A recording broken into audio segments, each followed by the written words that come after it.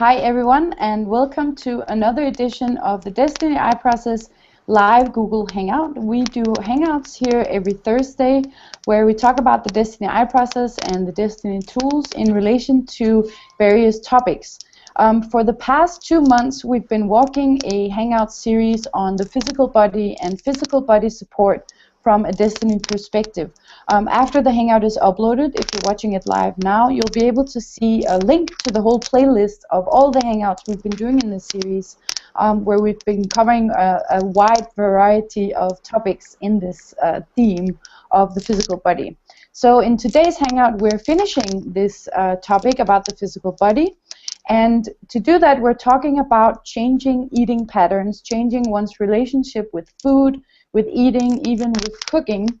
And we have invited 2 participants who have walked this process and are still walking this process extensively for themselves, but as you will hear in very different and interesting ways that you might be able to relate to and can gain some insights and support for your own life.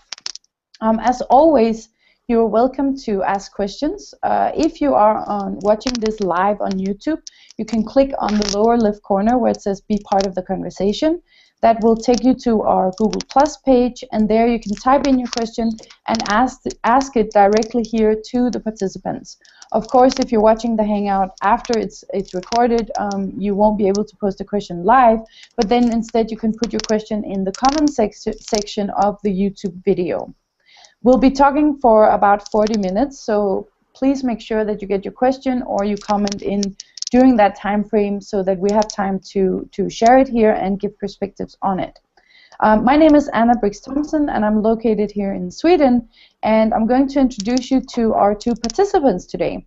We have June with us from Texas, Dallas, Texas. Hi, June. Welcome to the Hangout.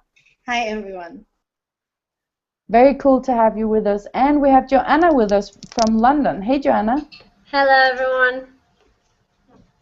All right, ladies, so let's get straight into it. I know that you have each walked, like I said, an interesting process and a long process in relation to food and eating and cooking. I'd like you to, just for a moment, share with us, like, what was your relationship with food and with cooking and eating before Desteni? So if you can share a little bit about that process that you walked before you joined Desteni and you started changing your relationship with food. Let's start with you, June.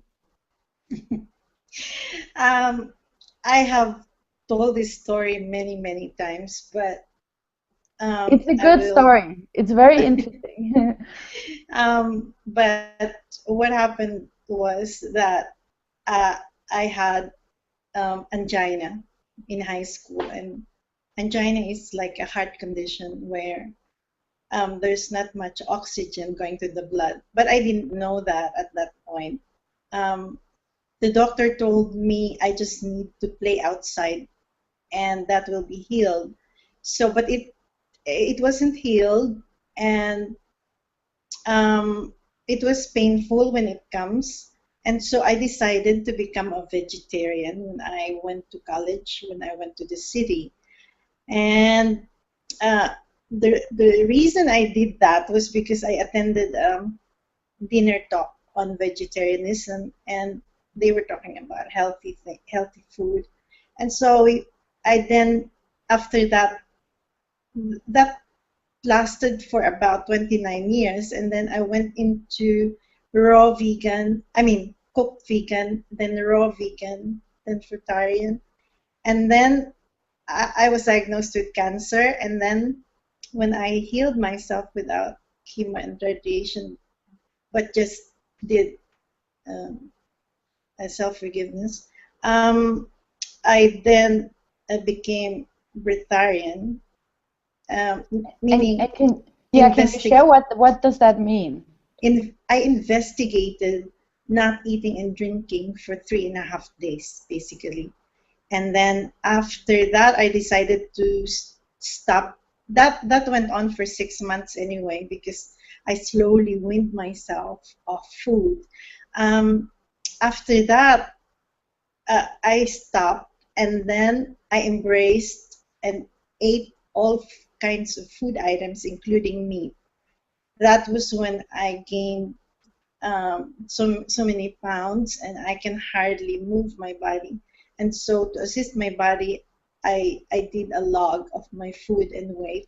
And So now June, let me stop you there before you get into this point with how you started working the solution.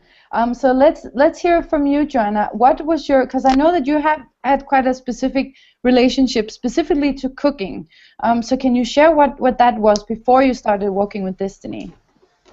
Sure. So, like, the relationship started with food, and sometimes we take things for granted. So, for example, I used to take for granted the food that my parents used to cook for me, and so I think the change started when I left my parents' home, and I had to provide a food for myself in terms of cooking or not cooking. And I just realized very recently, about 3 months ago, that my relationship to cooking was not as straightforward as I thought. And that actually then allowed me, it was an opportunity for me to investigate what was this relationship about, because I actually never thought about it. Well, if I look back in my childhood, I remember that I was very difficult to eat. Like, I remember my parents were having lots of, like, attempts to make me eat, but I just didn't like all types of, like, various different types of food, or I just liked to eat very little. Sorry, can you hear me well at the moment, or? Yeah, I can hear you. Okay, perfect. So, as I was saying, that was the beginning of my relationship to food.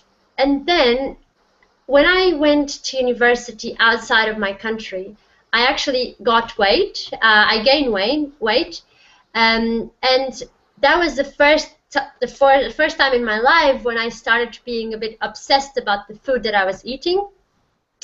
And then we can discuss that during the hangout, how I dealt with that point. But then when I then actually got married, I started to think of myself, well, now I must cook. Like, you know, you got married and your husband may expect you to cook. And I realized I don't know how to cook. I have this idea and big plans about things that I like to do. But when the moment comes, my timing, it wasn't right. I used to try ingredients that actually didn't match.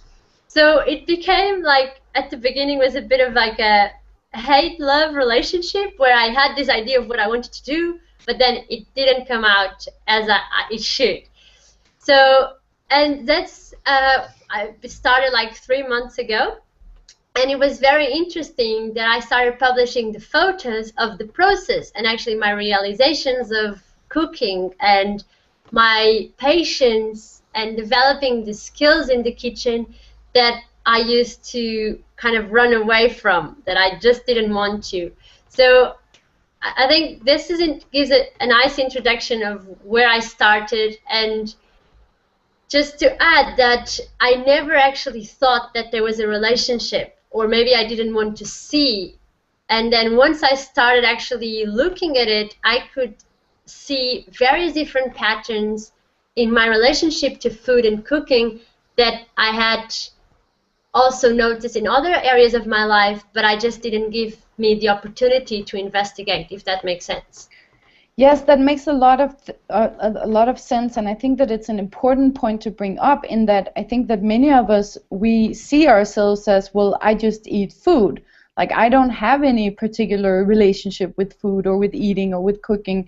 And then it's only when you start investigating it that you realize, for example, that you're holding on to belief systems or ideas about what good food is, what healthy food is.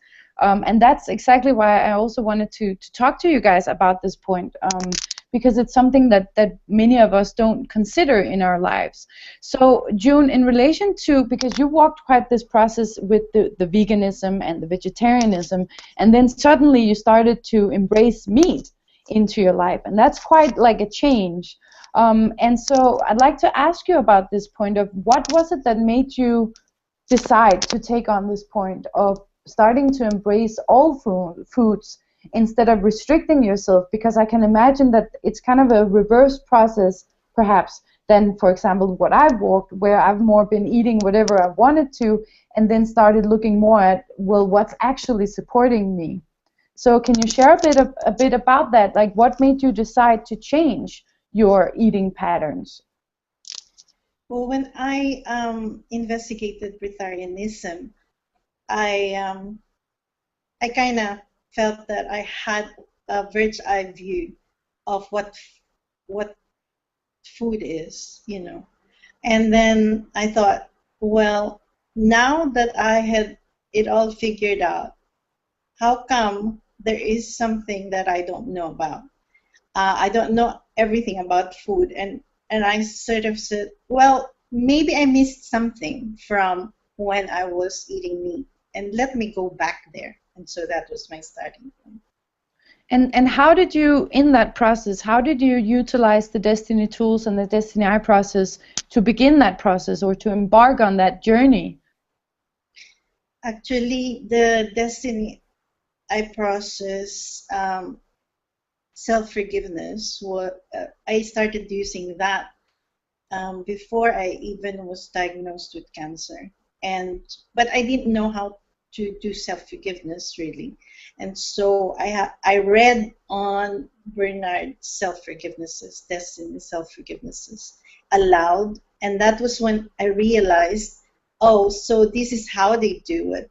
And so then I started slowly but surely, you know, doing my own blogs.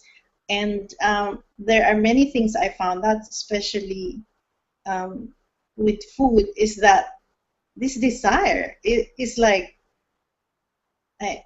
I mean, it's directing me in many ways. Even when I was vegetarian, when I was eating meat, when I was vegan, everything was about beauty and feeling good and looking good, and that's how I see food. Yeah. And so the Desteni I process really gave me a tool to actually release the inflated ideas about tasty food and stuff like that when I did self-forgiveness for that. And also in the Pro, which is one of the courses being given, is that mind construct, and that food mind construct really opened my eyes. Yeah, and that's something that you've actually shared online, right? So anyone watching can actually go and read and walk with you the process that you walked in relation to food. Yeah, I'm willing to share that, yeah. So June, could you, just for those who aren't familiar with self-forgiveness or the Desteni tools, could you give us an example of how you utilize self-forgiveness to walk through, for example, a belief system in relation to food?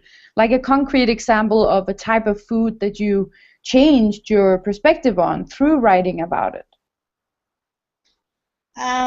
You know, in the beginning, I thought I did change, but I found out in the later part of my self-forgiveness, when I investigated sugar, I realized I haven't. And so I don't know at this point, you know, I'm not going to judge my process, but what worked for me, I give you an example, is that let's say, for example, that chocolate made out of, with agave and erythritol. Erythritol is sugar alcohol. Right. And so it's not showing on my glucose meter. You know, I was pricking my finger, and testing my blood sugar for different things that I eat. And what I found out is erythritol cannot be detected by the glucose monitor. So then it's an open area where I can cheat, really. And so when I noticed myself going that direction, I questioned myself, why am I going this direction? Is it because of this point where I can cheat? And so I did some self-forgiveness for that too. And normally I would eat a bar because it's stevia, you know, and like a protein bar or something like that. It's a chocolate bar without sugar, and sweetened with stevia, and stevia is like an herb. And so I would eat a bar because I know that it is good, quote unquote, you know. And then I realized that because the sugar monitor is not picking up the real reading, because erythritol, they cannot read erythritol according to the information I read. I thought I would take self-responsibility by looking at other chocolate bars, like the ones sweetened with coconut sugar, and have a look at how the sugar monitor is reading this. And I found out in one of them that it's not half bar, it's not 1/4, but it's 1/8 of a bar. And so I said, if this is the amount of chocolate that I'm eating that is okay with my body, well then I can do the same way with the one sweetened with stevia and erythritol. And so I did that, and that really worked well. Now before I used to eat it like every day or every other day, you know, for my dessert. But now, yeah, I have weaned off myself in that. And then once in a while, about maybe once in every 2 weeks or once every month, yeah. So basically, you walk the process of identifying where am I deceiving myself in my mind. And of course, a lot of these products are also produced for this purpose, to give you that option to cheat. Whether, Definitely. I mean, of course, we can discuss, is it cheating or whatever. We're not going to go into the chemical details of that, which you have actually investigated for yourself, which is really cool. But it's more to show that process of how you can actually, through the Desteni tools, you can ask yourself these questions in self-honesty. Am I doing this to cheating myself?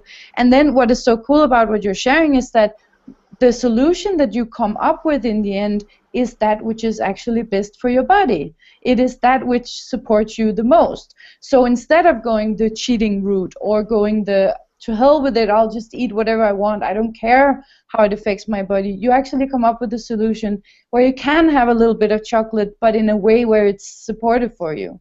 So that was a really cool example. Let's go to you, Joana. So as you began, like you were explaining about this 3-month process, and you were starting to explore your relationship to cooking, how did you utilize the Desteni tools? I know that you've been sharing this photo diary on Instagram and Facebook that I've really been enjoying, where Joana is sharing photos of herself cooking and of the food that she cooks, and where she also shares about her relationship with cooking. So that's one of the ways. But how did you otherwise utilize the Desteni principles and the tools in this process for yourself? Sure. So I can say that at the beginning, I actually had to transform a situation that was a problem, because 3 months ago, I was without internet at home, and I was really upset about the whole situation. And then I had to kind of utilize the time in a way that was supportive. So instead of getting angry at the situation and feeling kind of hopeless because I couldn't do anything about the internet, etc., it was actually a technical problem. I decided, okay, so how am I going to use the time in a way efficiently, and at the same time that I can actually practice my patience and the points that I was noticing that was coming up regarding this relationship to the internet provider. And it actually, so it was out of a problem, and I decided to transform it into a solution, which is pretty much what we do with the Desteni tools. Is like, okay, we see the problem, let's be practical about it, and let's find how can we support myself. So in a way, it was with food, but it could have been with any other point of resistance or anything else that I was facing in that moment. And so when I started, I started with a lot of judgment. So that was the first point. I had to slow down myself because I was going through a point of, I'm going to fail. That was like, I was already thinking when I start cooking, this is not going to work. Now I'm wasting food, I'm wasting my time here. So that was my starting point. And in order for me to do something with the food that was not to go to waste, I had to change my starting point. So I decided to take pictures exactly to see like a commitment. This is my time now. I'm going to do the best of it, and I'm going to take the most of this experience in the kitchen. And to add to that was also my resistance to actually be in the kitchen, which I used to judge as a waste of my time because I thought I have other things to do. I came out from my work, I should now have some me time. Then my me time was never in the kitchen. So I started saying, oh look, I can spend time with myself, with the kitchen, with the ingredients, and creating something. And this is also, was actually, I think I remember at the time, we were discussing with our Desteni members the point of creation, how we are actually creating ourselves. And I realized that cooking was creating my body. It was creating my future because I'm going to eat, and then my health and my energy is dependent on the food that I intake. So that was my starting point, and that shifted. And the other point as well was the point of self-honesty, not only from my side but my husband, so that he was very clear saying, that's not good, Joe, you have to do something better, you have to look at that. Because, so I think that point of being honest with another and not saying, oh yeah, that's great, but it's not good at all, and then people sometimes lie to others just so that the others don't feel bad about themselves. And so I had to actually face a lot of reactions within me, because sometimes I was put a lot of time into that and I had dedication, and then it wasn't actually tasting right. But I wanted my husband to say that it was good. So I was creating a lot of like a building up energy of wanting to appreciate others rather than doing it for myself and for my own self-enjoyment. So the Desteni tools assisted me to stop the reaction. So, for example, there are certain types of food that I noticed that there was an association of comfort. For example, bread and chocolates are two elements in my body that I feel as almost like a comfort zone. And so I noticed that sometimes I would have this kind of desire to eat bread or chocolate.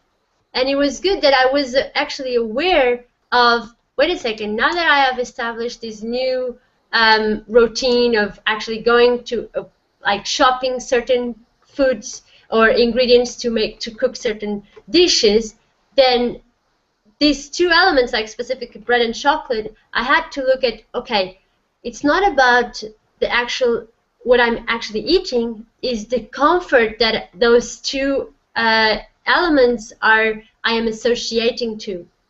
And once I start, so what I did, I started actually writing down the self-forgiveness on the comfort that I perceived to be separated from me, like my own physical body. It's not comfortable because I think I will only get that comfort from certain foods, when in fact it's not so, because I realize that if I take away all those ideas and associations, then I'm more open to eat other types of food that in that moment are going to support me. So, for example, in sports, etc., there are certain ingredients that the body will not like it, and then if you're going to do sports afterwards, there are certain reactions in the physical body that I must consider. And that was also the relationship where I had to stop these thoughts and these immediate ideas of, okay, now my body wants this, to actually think, okay, is this actually self-honest, or is this I need some comfort? What am I lacking?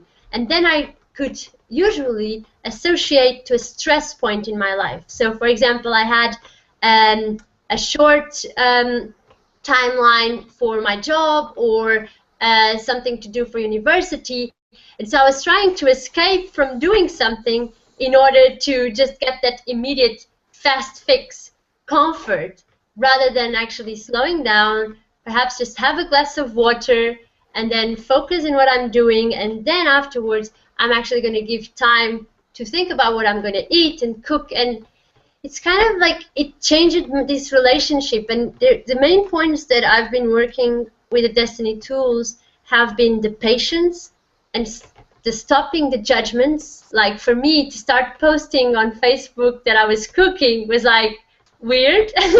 So I had to also kind of stop this judgment that women in the kitchen is like old style, or that, you see what I mean? So there was also this image point.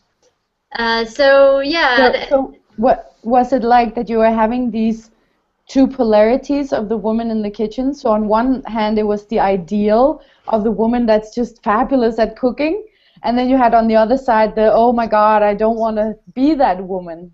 So it was Yes, like this inner absolutely. conflict. Yeah. Absolutely. And it was pretty, yeah, yeah, especially at the beginning, it was like, this is not me. I could, as if it was not me doing these things in the kitchen. But the other thing was, usually I associate certain women to the kitchen, which I think it's fine. So it was only me the problem. So it was just this idea that I had created, basically. I'd like to remind our viewers that you're able to participate in this discussion by posting questions or comments or perspectives for June and Joanna here live on this Hangout. If you're watching it live, you can do so on the Google Plus page. June, did you want to share anything in relation to what Joanna was sharing? Yeah, you know, I started cooking also when I got married, the first time I was married, and I I heard her story on that, and that was like, okay, yeah, I had the same thing. But it's, I think one of the things that we should learn about cooking is that cooking is not here to please someone. Right. That's what I realized in my writings.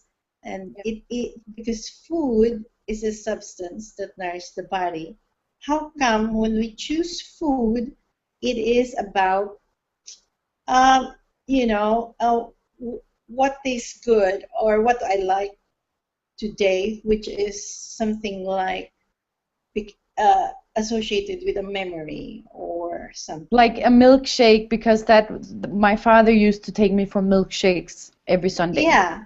Mine was ice cream, you know, because I realized when I was young, when that bell rings in the streets, we will all go out and eat ice cream, and so it will bring me back to those memories. You know, it's almost like the Pavlov's dogs that's with the saliva and the bell that rings. It's kind of similar, Yeah. you know, that we develop these behavioral patterns based on how we related to food in our childhood.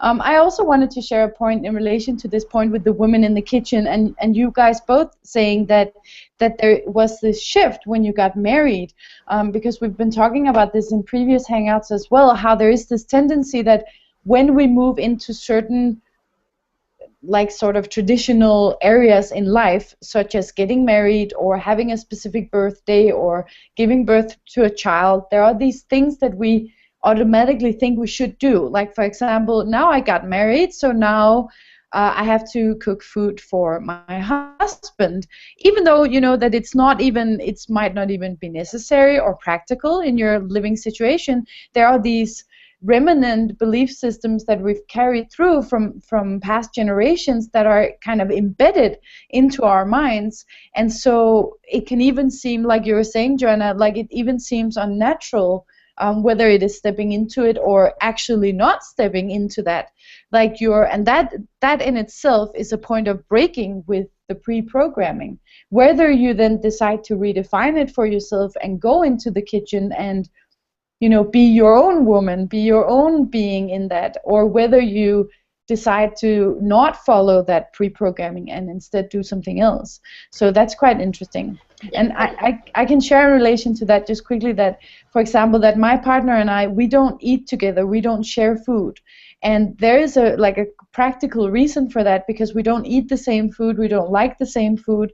And when I tell people this, they're completely shocked. Like, oh my God, you must be missing out. Like, as though there's something wrong with our relationship. Because this point with sharing food and cooking for each other is so important. But, so there's this expectation that, of course, I should be cooking for my man or he should be cooking for me.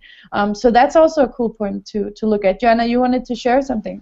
Yes, I was just, because while we were talking, I realized that one of these points of the pressure that I was putting into myself was also based on comparing myself to other women that are great in the kitchen. And I was like, wait a second, then my husband is not gonna like me because I'm not cooking, and then you see what I mean? Like, so Yeah. suddenly I created a problem bigger than what it was, because actually my husband likes to cook and enjoys a lot, and he's a very good cooker. So there was also this pressure that I was putting unnecessarily into myself. So the decision to start cooking, I had to clear these things first in order to start from fresh. And that was something new to me. And actually enjoying the smell in the kitchen and kind of be proud. I was like, yes, I did this. This was something good. I enjoyed myself and I'm eating that. So it's this process of self-creation was very good. And then but one point that I was going to add is that it also happens that I go, when I make a mistake, for example, I have a distraction, you can immediately know that there was a distraction.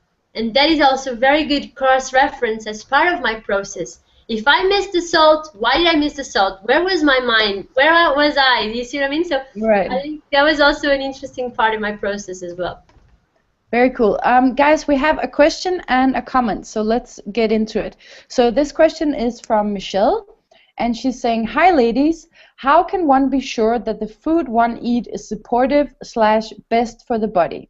Like, what can you do to know what food works is supportive for one's own body?" So let's start with you, June. What would you say? That was my question all the way.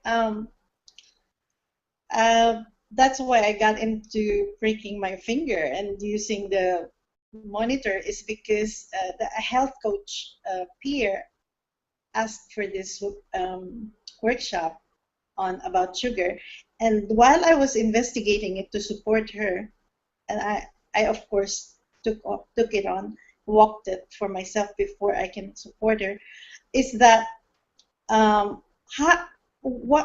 will I know how much sugar do I need? You know, it's so similar question.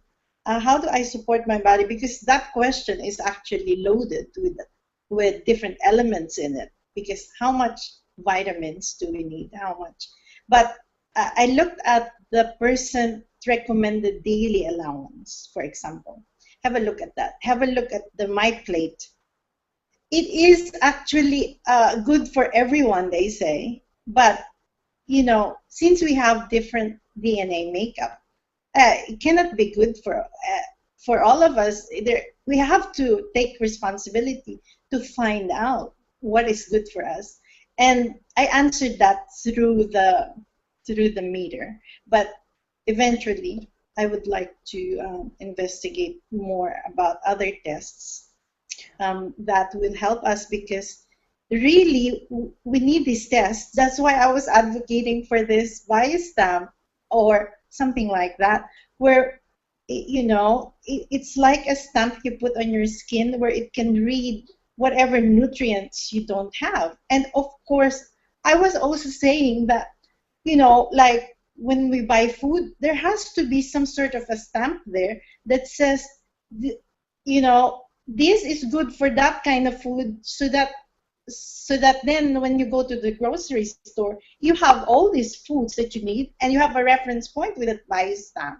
Very cool. Yeah, because certain foods, for example, if you eat a vitamin, if you eat this kind of food, the vitamin will be amplified, or if you eat that kind of food, it will be neutralized and the body won't process it. So it's complex. I absolutely agree with you, June. And to also share a perspective on this question, I'm actually going soon to have, I found out that there's this possibility of have like a full body testing.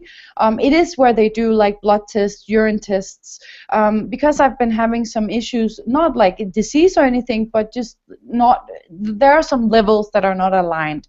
Like I might be missing some nutrients that I cannot detect. And so I'm actually going to have this test, and I would say that this should be something that we do each year, and that's a completely different topic for discussion. But that this point of, like you're saying, June, that we should develop better tools to be able to measure what do we actually need. And then I also agree with you that each body is absolutely unique. And that's what I found for myself, is that I cannot rely on any belief system, any, you know, there can be supportive information in the blood type diet or in the Atkins diet, or something might work for you, but I have met people who eat completely contradicting to the common diets that are suggested, and their bodies work perfectly. So that has showed me that each body has its own requirements, and I have to see for myself. And for example, my body cannot handle large amounts of sugar, so that's something that I have to stay away from. And to answer your question on like a practical level, Michelle, for me, the measurement that I have is that when I eat something and my body is completely stable, there is no movement, no bloating, no farting, no strange smells, that means that the food is supportive. I basically want it to sustain me, keep me going. I don't get spiked in energy, I don't get tired. And reversely, when the foods do these things, like the day after or a couple of hours later, where I do feel more tired or I feel bloated, then I know that there is a misalignment with what I've eaten, and then I can see, for example, next time I eat the same food, oh, I feel bloated again, okay, then it could be that food, and then I take it out of my diet. And if I'm then stable, I have a point of reference that, okay, this food might not be supportive for me. But then we also have to consider that the body is very complex, you know, so something that you might not be supportive for you right now could be supportive for you in a year, so then you could test it again. So that's what I found so important, is to not get caught in these fixed, and I'm sure you can agree with me, June, with the process that you walked, to not get caught in these fixed beliefs about what is healthy and what is good food. Joanna, do you want to share a perspective as well on the question that Michelle is posting here? Yeah, Michelle. So actually, I had the same question. I think many of us do have that.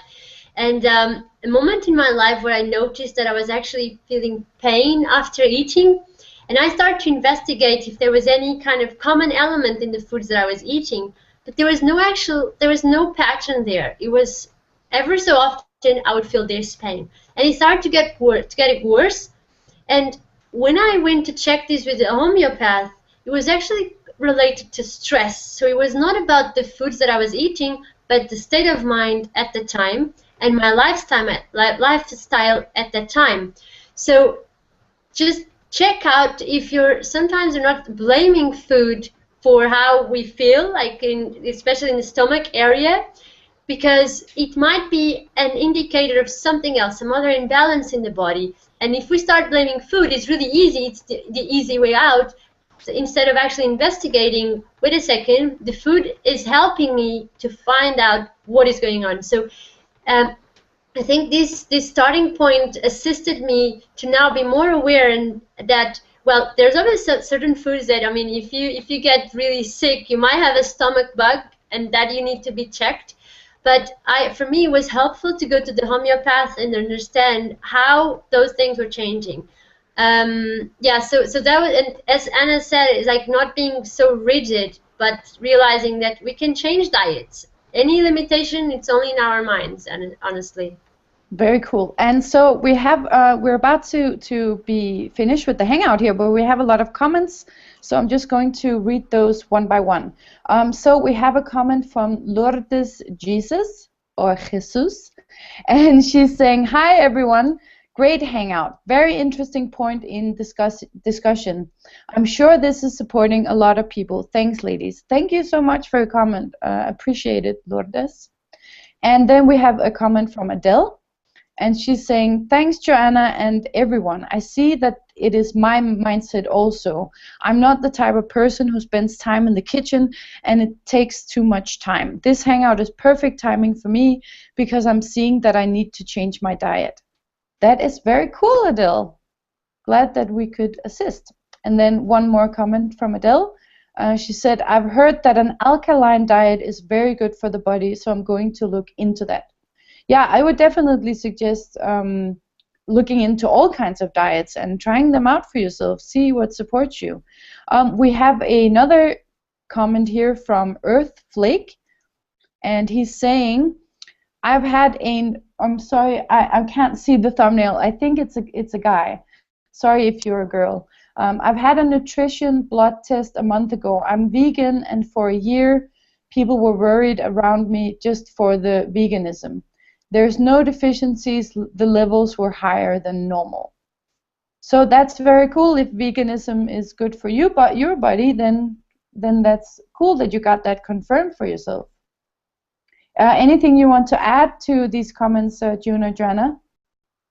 I would like to say something because I looked at doing a nutrition blood analysis, but I also considered the fact that at that time that it was taken, that is the nutritional data that was received. Yes, but was that a daily or does it change? That's one of the questions that I would ask.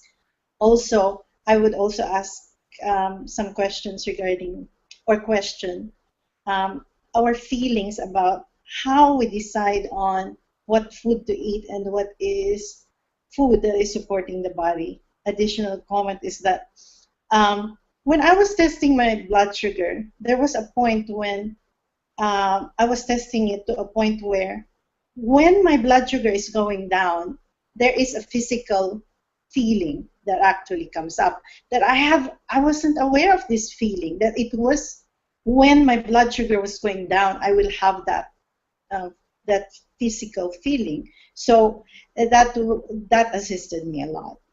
Very cool. And that's actually what I was going to ask you guys, because we're about to finish up the hangout here. Do you have any tips or suggestions? For example, for Adele, who's now seen that this is a point that she'd like to look into in her life. Joanna, do you have any tips or suggestions for how one can start with this process of changing one's relationship to food or eating or cooking? Yes, so the resistance to go to the kitchen, it's not about the kitchen, right?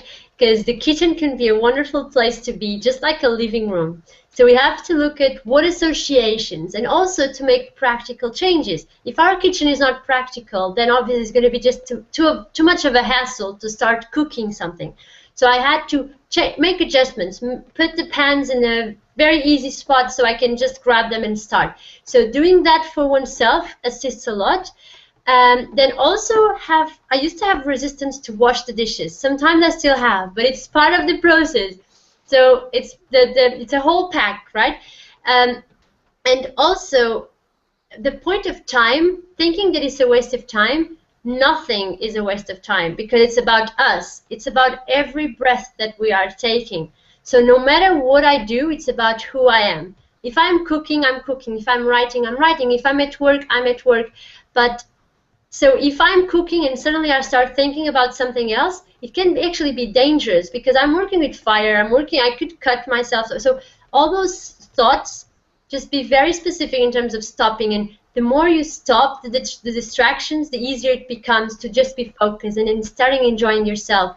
And usually when I go to the kitchen, I either put some music or I listen to the Eqafe interviews. So it's actually time that is being productive also in my process.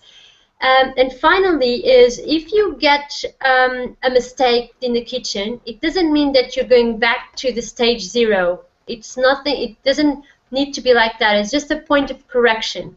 So, and Anna, if you can also add some, there's a very interesting Eqafe interview about that, when is exactly when those moments of big frustration and anger that open up, it's a good opportunity for us to understand and to know what's going on in our mind. So take that, embrace those moments of change as part of your process to also to change yourself. Yeah, for sure. We will put that link to that Eqafe interview in the Desteni Hangout. Is uploaded and is on YouTube, which will be like 10 minutes after we finish the live recording here.